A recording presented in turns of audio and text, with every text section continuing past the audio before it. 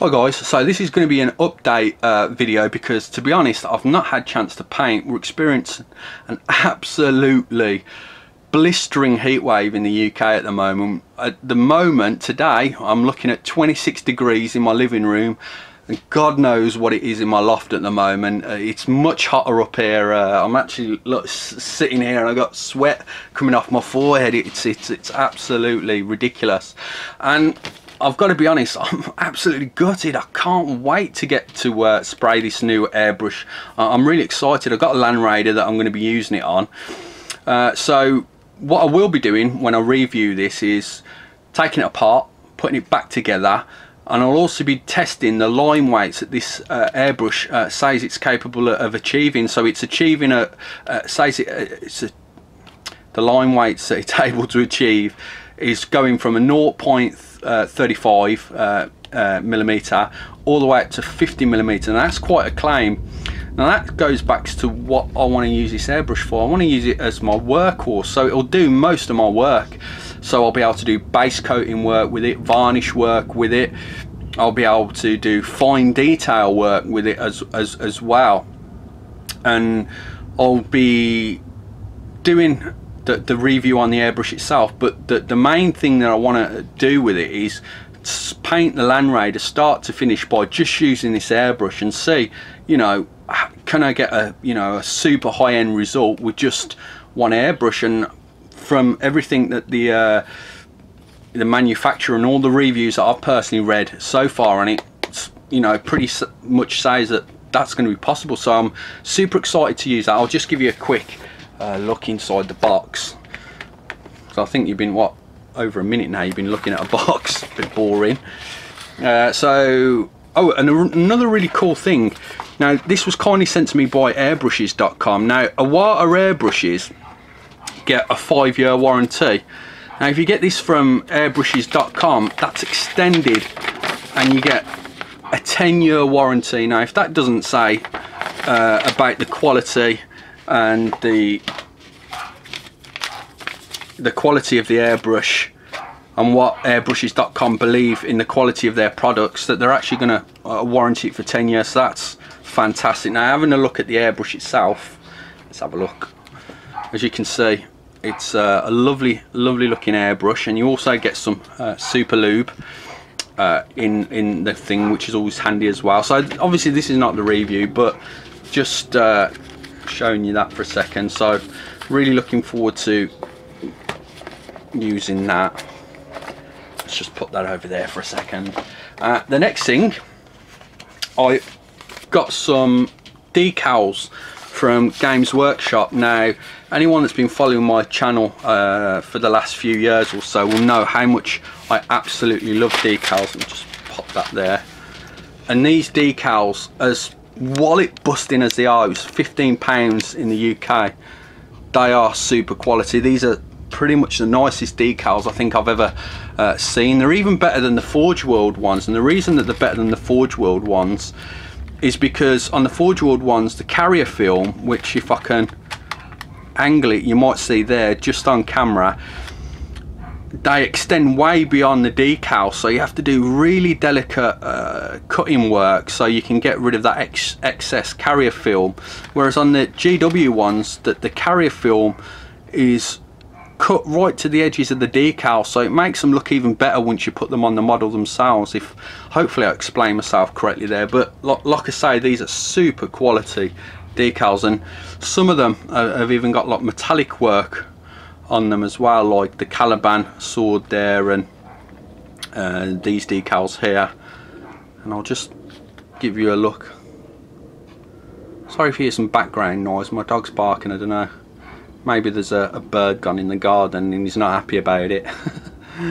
Right, so that's the decal. So super excited to use those on the Land Raider.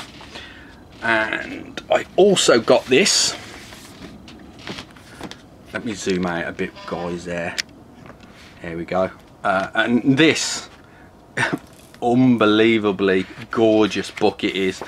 Now there's been some gripes online that I've read about some of the artwork.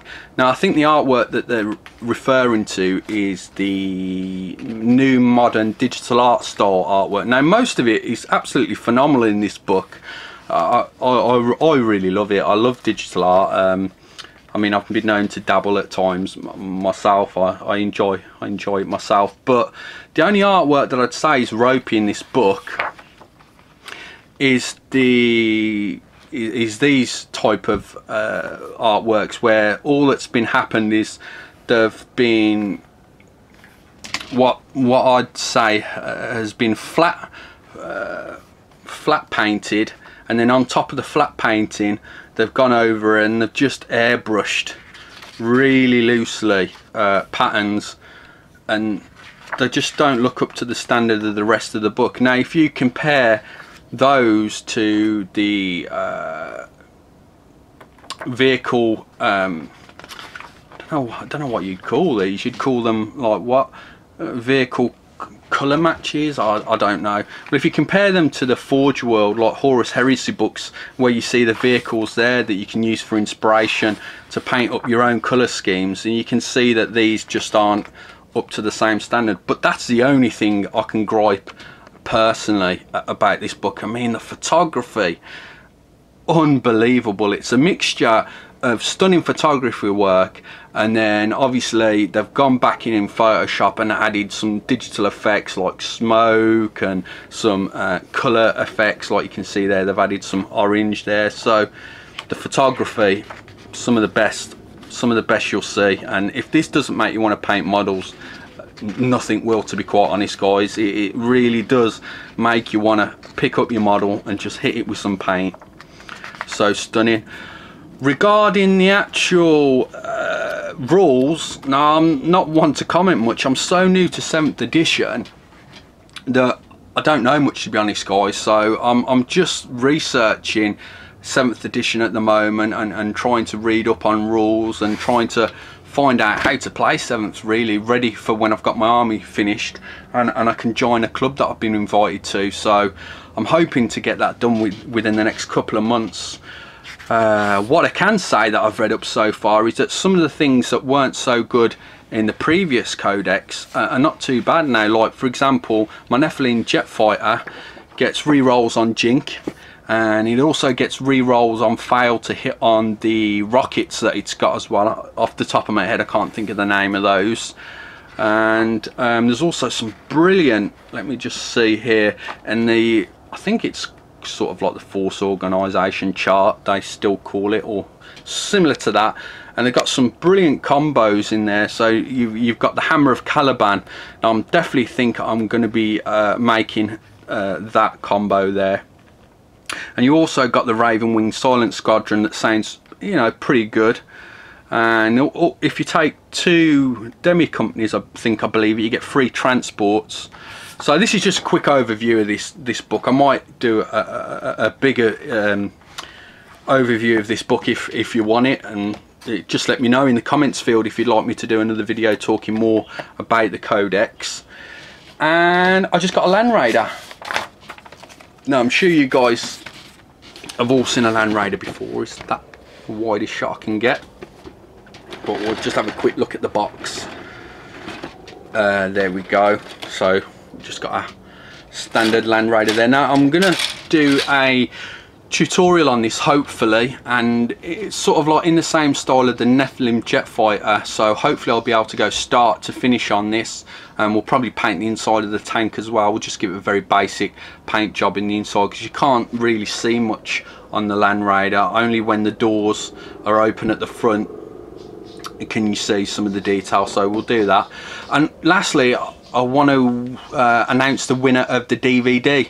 Now the Model Buildings DVD by Marcus Nichols, the winner was Da 40k Orcs. So Da 40k Orcs, you're the winner. All I want you to do is contact me on Facebook, send me a message with your address, and as soon as you've done that I'll get the DVD sent out. So if you could do that, that'd be absolutely fantastic.